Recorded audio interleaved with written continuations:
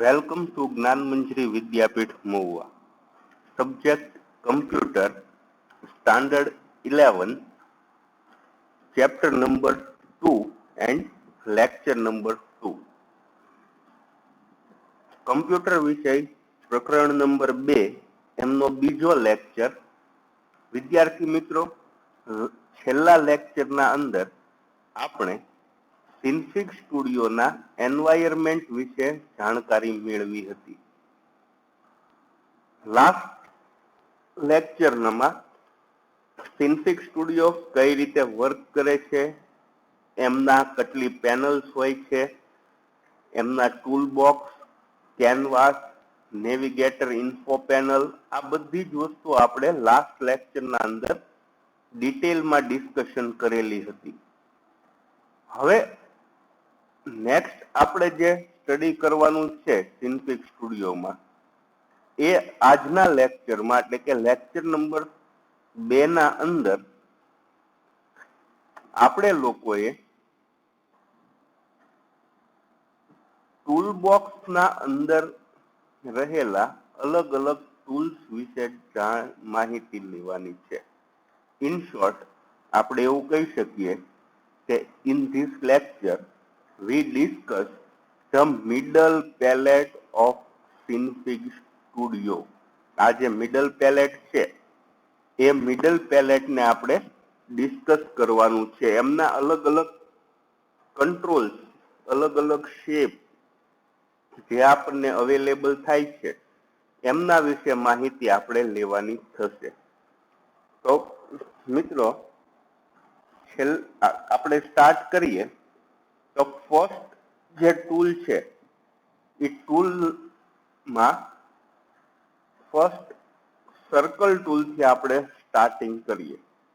તો circle tool અથવા તો આપણી રિક્વાયરમેન્ટ એવી હોય કે આપણે કોઈ જગ્યાએ એક સર્કલ ડ્રો કરવાનું છે. Means if V require two put or place a circle, we can just click on circle tool, stay in the middle palette of toolbox.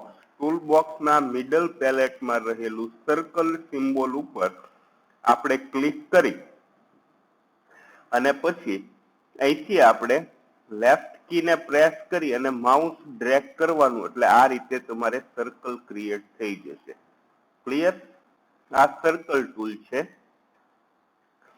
Next, Synfig સ્ટુડિયોના અંદર કોઈ બી ઓબ્જેક્ટ ડિફાઇન કરો. It means to select a object you have to choose the selection tool. એટલે કે અહીંયા arrow છે એ selection tool છે, એમને આપણે સિલેક્ટ કરવાનું થાય. ક્લિયર? ટ્રાન્સફોર્મ ટૂલ બી આને તમે કહી શકો, કારણ કે આનો યુઝ કરી અને તમે ઓબ્જેક્ટને એક જગ્યાએથી બીજી જગ્યાએ, it means you transfer the object from one point to another point. Next આપણે સ્ટાર્ટઅપ કરીએ. તો સર્કલ ટૂલ જે છે એ સર્કલ ટૂલ તમે ક્રિએટ કરશો એટલે તમને આ રીતનું સર્કલ એક ક્રિએટ થઈ અને કેનવાસ પર ડિસ્પ્લે થશે. હવે જુઓ, લાસ્ટ લેક્ચરમાં આપણે ડિસ્કશન કર્યું છે, when you create any object or any tool, it also create a layer.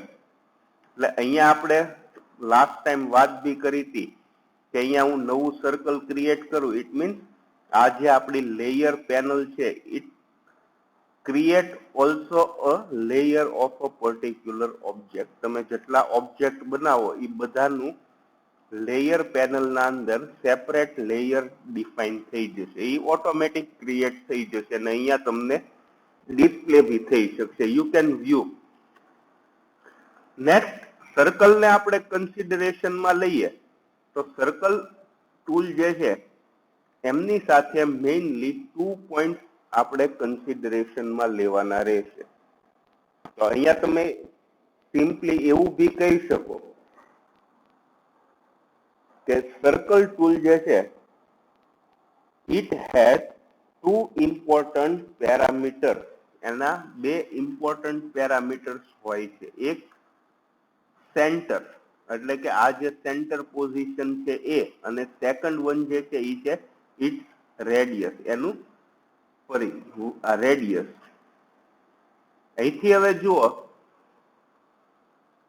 જે તમારું સેન્ટર પોઈન્ટ છે, આ જે તમે સર્કલ ક્રિએટ કરો છો એમનો જે ફર્સ્ટ પેરામીટર છે સેન્ટર, તો ઈ સેન્ટર અને એનો સેકન્ડ પેરામીટર જે છે રેડિયસ, આ બંને વચ્ચે બેમાં એક એક ટપકા અહીંયા તમને દેખાય છે. You can view this single dot.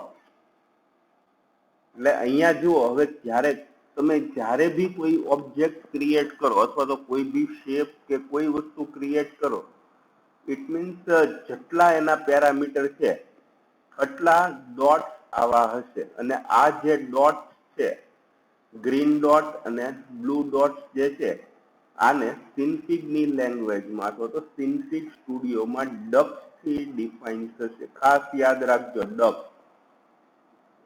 હવે નેક્સ્ટ હું ગ્રીન ડોટ અથવા તો બ્લુ ડોટ એવા વર્ડિંગ્સનો યુઝ નહીં કરું. હું અહીંયા હવે ડકનો યુઝ કરીશ, તો કોઈ કન્ફ્યુઝન તમારા મગજમાં ન રહે. આ કન્ફ્યુઝન ક્લિયર કરી લેજો. Duck means dot. જે કાંઈ બી આવા પેરામીટર છે, આ parameters also defined by the duck, એટલે કે એક ડોટ થી ડિફાઇન થશે. Circle creation time, you have two parameters. It means you have two ducks with the different color. અલગ અલગ કલરના બે ડક્સ હશે. First duck, centre duck, it means it display the green color, and radius duck, it display the blue color. Centre duck છે એ હંમેશા કેવું છે? Green colour, એટલે કે લીલા કલરનું છે. અને સેકન્ડ થિંગ, બીજું રેડિયસ ડક જે છે એ રેડિયસ ડક હંમેશા કેવું હશે? વાદળી કલરનું હશે. સેન્ટર ડક નો ઉપયોગ તમારે લોકોએ centre duck always use for transform the object. Transform means you can move by drag the green duck or center duck. Clear this? Center duck અથવા તો ગ્રીન, આ લીલા કલરનો જે ટપકું છે ડક, એનો ઉપયોગ કોના માટે થશે? તો કે કોઈ પણ ઓબ્જેક્ટને તમારે આ રીતે એક જગ્યાએથી બીજી જગ્યાએ ફેરવવા માટે, એને ટ્રાન્સફોર્મ કરવા માટે એનો ઉપયોગ થશે. સેકન્ડ ડક જે છે, સર્કલની વાત કરીએ તો second duck it means it is the radius duck. Radius duck નો મીનિંગ શું થશે? તો કે if you drag blue duck, it means radius duck, then it increase or decrease the radius of circle. Circle નું જે radius છે એ radius ને વધારવા અથવા તો પછી રેડિયસ ને ઘટાડવા માટે બ્લુ કલરના ડક નો ઉપયોગ થશે. સાથે સાથે મિત્રો અહીંયા તમે એમની અલગ અલગ પ્રોપર્ટી भी તમને ડિફાઇન થઈ જશે. હવે જો અહીંયા આપણે પ્રીવિયસ લેક્ચરનું રિવિઝન કરી લઈએ થોડું, તો એમાં કેવું થશે કે આ જે આપણે સર્કલ ક્રિએટ કર્યું, ઇટ મીન્સ એમની જે પરમ પેનલ છે આવડી, આ પેરામીટર પેનલ અથવા તો પછી પરમ પેનલ, બેમાંથી કોઈ બી કહી શકો. તો અહીંયા તમને એમની વેલ્યુ બધી ડિફાઇન થઈ ગઈ છે. જુઓ, ક્લિયર? અહીંથી એમનો colour, if you want to change the colour, then it change from the parameter or Param panel. તમારે જો એમનો કલર બદલવો હોય તો તમે પેરામીટર પેનલ થી બદલી શકો. If you want to change the radius of circle, it means અહીંયા જો આપણે જે એમનું રેડિયસ છે એને 2 પોઈન્ટ થી ડિફાઇન કર્યું, તો એ આ રીતે થશે. અહીંયા કોઈ બી ચેન્જ તમે મેન્શન ડાયરેક્ટલી કરી શકો.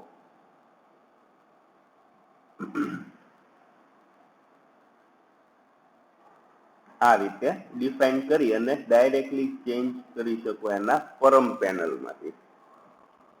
ક્લિયર આ વસ્તુ? નેક્સ્ટ ઓબ્જેક્ટ આપણે કન્સિડરેશનમાં લઈએ આ સર્કલ ઓબ્જેક્ટ છે. સર્કલ ઓબ્જેક્ટમાં અગેન આખું સર્કલ ઓબ્જેક્ટ આપણે ફરીથી રિવાઇઝ કરી દઈએ ઇન શોર્ટ. તો circle object can be add by clicking on the circle from the tool. Circle add કરવા માટે તમારે મિડલ પેલેટમાં સર્કલ ઉપર ક્લિક કરો. ક્લિક કરી અને પછી કેનવાસ ઉપર આવી અને ડ્રેગ કરો એટલે એ પ્રમાણેનું સર્કલ અહીંથી ક્રિએટ આખું થઈ જશે. Next thing, circle has mainly 2 parameter. સર્કલના 2 પેરામીટર હોય. એમાં પહેલું પેરામીટર છે સેન્ટર. સેન્ટરનો મતલબ થશે કે તમારે જે ગ્રીન ડક છે સેન્ટર પોઝિશન ઓફ સર્કલ, અને એનો ઉપયોગ તમારા વર્તુળને એક જગ્યાએથી બીજી જગ્યાએ મૂવમેન્ટ કરવા માટે તમારે સર્કલ ડોટ સેન્ટર ડકનો ઉપયોગ થશે. અને સેકન્ડ પેરામીટર છે રેડિયસ. તો રેડિયસ ડક છે એ બ્લુ કલરથી આઈડેન્ટિફાઈ થાય અને બ્લુ કલરના ડકને ડ્રેગ કરવાથી એના રેડિયસમાં વધારો કે ઘટાડો તમે કરી શકો. ક્લિયર આ વસ્તુ? હવે નેક્સ્ટ ઓબ્જેક્ટ જે છે એને આપણે કન્સિડર કરીએ તો સેકન્ડ ઓબ્જેક્ટ છે રેક્ટેંગલ, એટલે કે ચોરસ. સેમ વસ્તુ કે જ્યારે તમારે રેક્ટેંગલ ક્રિએટ કરવું હોય, when you want to create or draw a rectangle, just click on rectangle symbol and drag onto the canvas. આ કેનવાસ ની ઉપર આપણે ડ્રેગ કરી દઈએ એટલે આ રીતે થઈ જશે. નાવ if you want to explore then consider transform tool. હવે ટ્રાન્સફોર્મ ટૂલ ને સિલેક્ટ કરી લેશું એટલે અહીંયા આપણે કન્સિડરેશનમાં લ્યો રેક્ટેંગલ ને. તો રેક્ટેંગ્યુલર શેપ ક્રિએટ કરવા માટે અથવા તો ચોરસ બનાવવા માટે તમારે રેક્ટેંગલ ટૂલનો ઉપયોગ થશે. અને રેક્ટેંગલ ટૂલ જે છે એમની સાથે પેરામીટર ની વાત કરીએ તો પેરામીટર જે છે એ પેરામીટર 2 પેરામીટર કન્સિડરેશનમાં આવશે. બંને જે છે એ કેવા છે? ગ્રીન ડક છે. એટલે કે ગ્રીન નો મતલબ કેવો થશે? Transform duck. એક જગ્યાએથી બીજી જગ્યાએ. અહીંયા તમારે રેક્ટેંગલ છે તો એમને તમે એક પોઝિશન થી બીજી પોઝિશન સુધી મૂવ નહીં કરી શકો. ગ્રીન ડક નો ઉપયોગ તમારે રેક્ટેંગલના શેપને, એના રેડિયસને વધારવા કે ઘટાડવા માટે તમે ઉપયોગમાં લઈ શકશો. તો અહીંયા જે ગ્રીન ડક છે એમને તમે ક્લિક કરી અને ડ્રેગ કરશો એટલે શું થશે? ડ્રેગ નો મતલબ શું થશે કે લેફ્ટ કી પ્રેસ કરી રાખવાની અને પછી માઉસનું મૂવમેન્ટ કરવાનું. આ રીતે માઉસની લેફ્ટ કી પ્રેસ કરી અને તમારે જે શેપ આપવો હોય અથવા તો જવડું રેક્ટેંગલ કરવું હોય એ પ્રમાણે તમે અહીંથી રેક્ટેંગલ ડ્રો કરી શકો. રેક્ટેંગલના અંદર ટોટલ 2 ડક. ક્લિયર? અને આ રીતે એની પેરામીટર પેનલ જે છે એ બોથ સેમ છે, બધા સેમ છે. જસ્ટ એમાં જે ચેન્જ આવે છે એ ચેન્જ કેવો આવશે તો કે જો અહીંયા સર્કલ પેરામીટર, સર્કલનો આપણે યુઝ કરીએ તો એમના અંદર રેડિયસ પેરામીટર આવે કે આપણે એનું રેડિયસ ડિફાઇન કરીએ. પણ એ જ વસ્તુ રેક્ટેંગલમાં રેડિયસ નો આવે. રેક્ટેંગલમાં સ્ટાર્ટિંગ પોઝિશન અને એન્ડિંગ પોઝિશન આવે. એટલે કે 0.1 અને 0.2. અને આ જે છે એ વેક્ટર પોઝિશનમાં હોય. એટલે અહીંથી તમે કન્સિડરેશન કરશો તો સ્ટાર્ટિંગ પોઝિશન અને એન્ડિંગ પોઝિશન માટે 0.1 અને 0.2 એટલે કે ડક 1 અને ડક 2 આ રીતે તમારે ડિફાઇન કરવાનું થશે. Next, when you decide the duck, તમે ડક કઈ રીતે ડિસાઇડ કરી શકો? તો એમના અંદર છે કે રેક્ટેંગલ શેપ પર ક્લિક કરી અને હું જ્યારથી સ્ટાર્ટિંગ કરું, ઇટ મીન્સ અહીંથી મેં શરૂઆત કરી અને આ રીતે હું લઈ જાઉં છું તો એમના અંદર જ્યારથી મેં શરૂઆત કરી છે એટલે કે આ ડક જે છે it is the first duck એટલે કે 0.1 અને આવડું આવશે એ આવશે તમારું 0.2. ક્લિયર? આ રીતે તમારે રેક્ટેંગલ ને ડિફાઇન કરી શકો અને સાથે સાથે સર્કલની જેટલી બી પ્રોપર્ટીઝ છે એ બધી પ્રોપર્ટીઝ તો અહીંયા સાથે તમારે રહેવાની જ છે. ક્લિયર? તો અત્યારે આપણે બે કંટ્રોલ એટલે કે બે શેપ ને ડિફાઇન કર્યા કે કઈ રીતે સર્કલ અને રેક્ટેંગલ વર્ક કરે.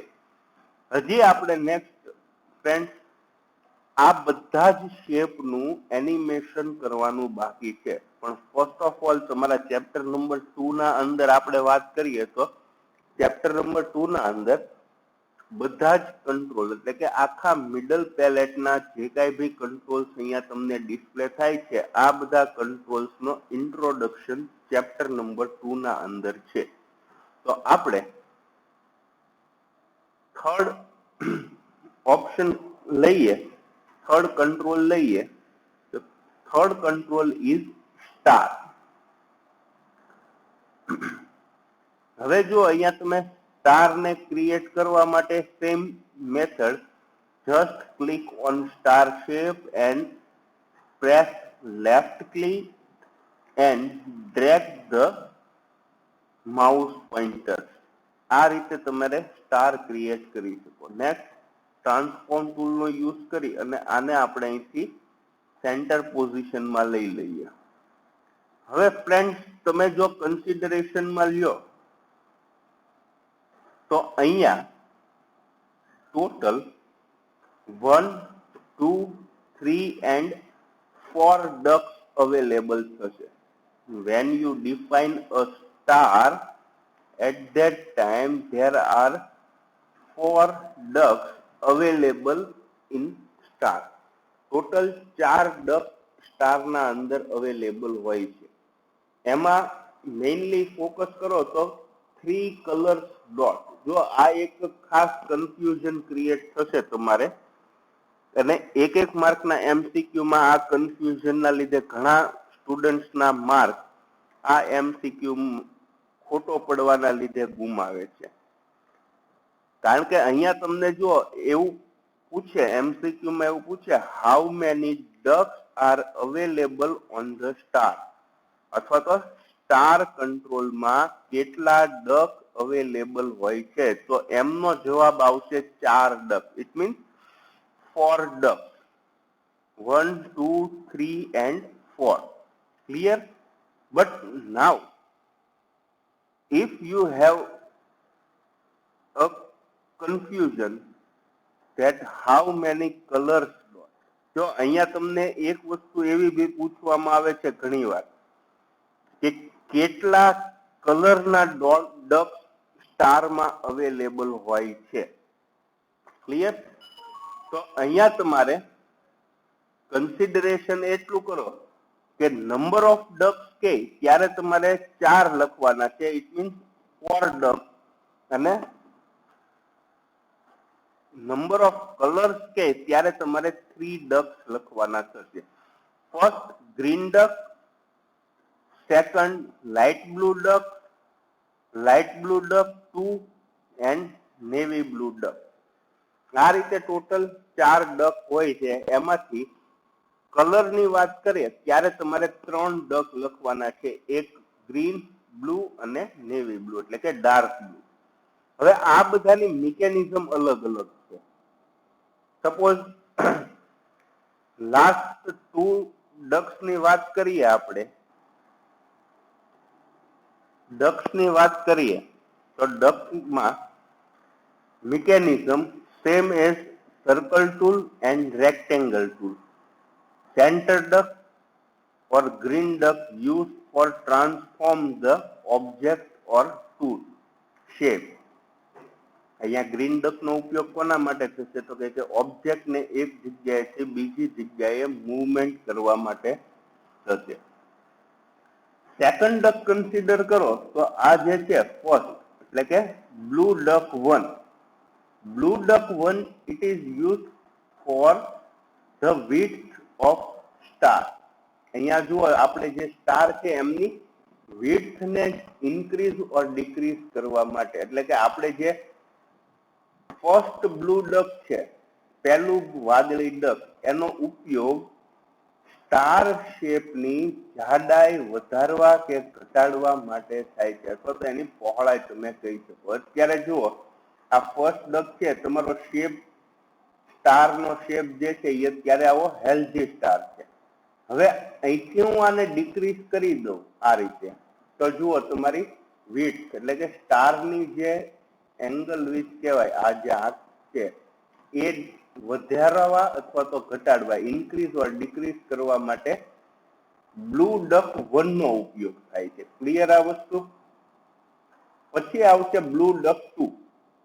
આ બ્લુ ડક 2 જે છે એ કેવું છે? It is the radius of star. તમારા સ્ટાર નું રેડિયસ, જે રીતે સર્કલ નું રેડિયસ ડક હતું બ્લુ, આ રીતે. સેમ વે સ્ટાર ના રેડિયસ માટે ભી બ્લુ ડક નો યુઝ થશે, પણ એ ક્યુ ડક હશે તો કે બ્લુ ડક 2 આનો, અને બ્લુ ડક 1 જે છે એ કોણ કરે કે એમની જે ઇન્ટરનલ વિડ્થ છે, એટલે કે આ જે પાંખડા વચ્ચેની જે જાડાઈ છે, આને વધારવા કે ઘટાડવા માટે ઉપયોગમાં લેવામાં આવે છે. ક્લિયર? આ વસ્તુ સમજાણી? જો બંને વચ્ચે ડિફરન્ટ બહુ ઓછો છે, માઇનોર ડિફરન્ટ છે. એક રેડિયસ અથવા રેડિયસ ને વધારવા કે ઘટાડવા માટે, અને એક ડક જે છે એ એમની વિડ્થ એટલે કે એમના જે સ્ટારના જે પાંખડા પડે છે એ પાંખડાની વિડ્થ વધારવા કે ઘટાડવા માટે યુઝ થાય છે. લાસ્ટ નેવી બ્લુ છે this duck is used for the rotation of object or star. આ જે છે એમને સ્ટાર નું રોટેશન એટલે કે આમ ફેરવવા માટે એનો ઉપયોગ થાય. આને તમે અહીંથી આ રીતે લઈ જાવ તો સ્ટાર જે છે એ જુઓ થોડો ફરતો હોય એવું લાગે. જ્યારે આપણે સ્ટાર નું રોટેશન પરફોર્મ કરશું આ રીતે, ત્યારે આપણે આ ડક નો યુઝ કરવાનો થશે. Clear? That is the star. હવે નેક્સ્ટ કંટ્રોલ આપણે કન્સિડરેશન માં લઈએ તો એ છે પોલિગોન કન્સ્ટ્રેન્ટ અથવા તો પોલિગોન ટૂલ. સ્ટાર ટૂલ અને પોલિગોન ટૂલ આ બંનેને સાથે કન્સિડર કરે છે, પણ બંને વચ્ચે ડિફરન્શિએટ છે. પોલિગોન ટૂલ જે છે ઇટ મીન્સ એનો કોઈ શેપ ન હોય, તમારી રિક્વાયરમેન્ટ પ્રમાણે શેપ ક્રિએટ કરો એ પોલિગોન થી ક્રિએટ થાય. પોલિગોન કંટ્રોલ ને પ્લેસ કરવા માટે, to place the polygon control you have to click on polygon tool. Then હવે જુઓ મહત્વની વાત કે પોલિગોન ટૂલ જે છે એની માટે તમારી પાસે પહેલેથી તમારા મગજમાં એક શેપ હોવો જોઈએ, પ્રી ડિસાઇડેડ. આમાં કેવી રીતે હોય છે? સર્કલ કરવું છે તો એ ગોળ જ થશે, રેક્ટેંગલ કરવું છે તો એ આ રીતે ચોરસ જ થાય, સ્ટાર છે તો એ આ રીતે થાય. But now we have the requirement to draw a free hand shape.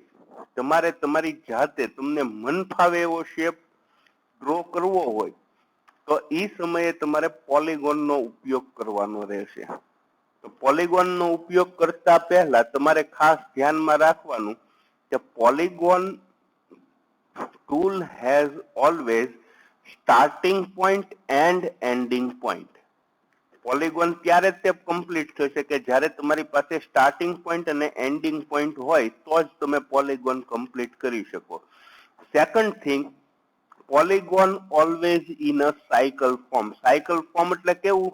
તો કે જ્યાંથી શરૂ કર્યું છે એ જ પોઈન્ટ ઉપર એ પૂરો થશે. આપણે એક્ઝામ્પલ અહીંયા જોઈએ, સપોઝ મારે આ રીતે કોઈ બી એક શેપ બનાવવો છે તો ફર્સ્ટ મારે અહીંયા ક્લિક કરવાની, આ રીતે સિંગલ ક્લિક કરો એટલે એક ડોટ આવી ગયું, બરોબર છે? ગ્રીન ડોટ આવી ગયું. નેક્સ્ટ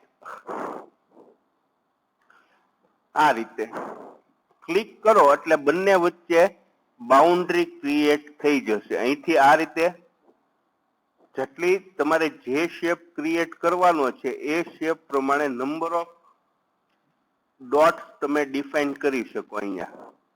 આ રીતે થઈ ગયું. નેક્સ્ટ, હવે નંબર ઓફ ડોટ્સ, આ ડોટ્સ તમારી પાસે વધતા જ જશે. તમારે જેટલા ડોટ કરવા હોય એટલે એ પ્રકારે તમે એટલા ડોટ્સ અહીંથી ડિફાઇન કરી શકો.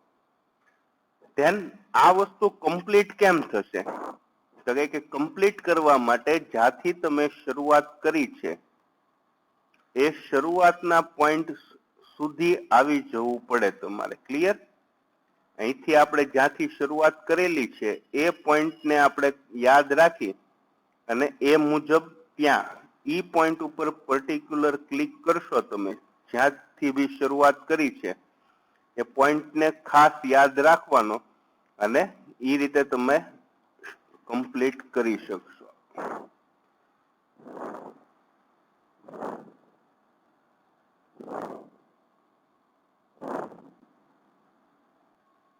આ રીતે બિગિનિંગ પોઈન્ટ પર ક્લિક કરી એટલે કે જ્યાંથી શરૂ કર્યું છે ત્યાં આવી અને તમે અહીંથી કમ્પ્લીટ કરી શકો છો એમને.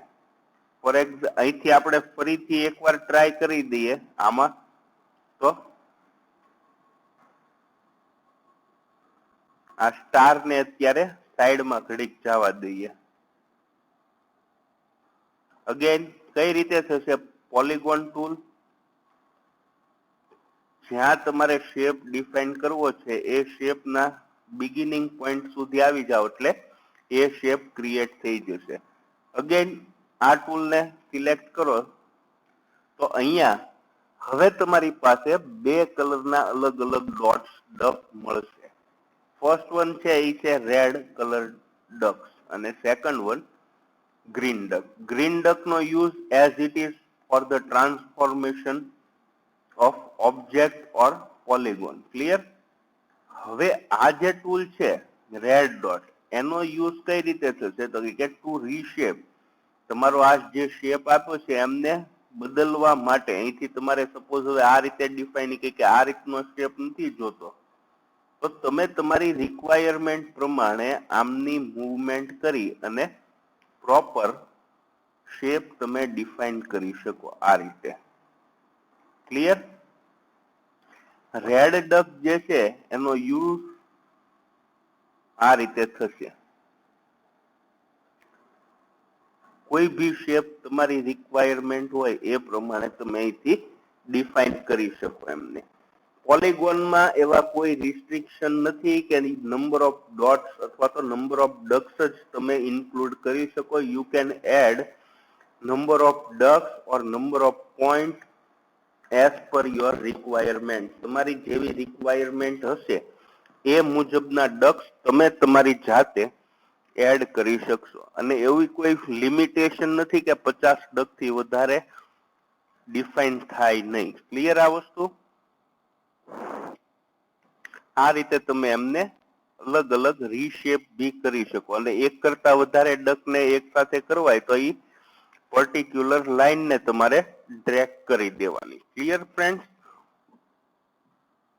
આ રીતે આપણે ટોટલ 4 ટૂલ કન્સિડરેશનમાં લઈએ અને આજના લેક્ચરના અંદર આપણે ટોટલ 4 ટૂલનું ઇન્ફોર્મેશન ગેટ કરી. ચારે ચાર ટૂલમાં first circle tool, second rectangle tool, third star tool and fourth one is polygon.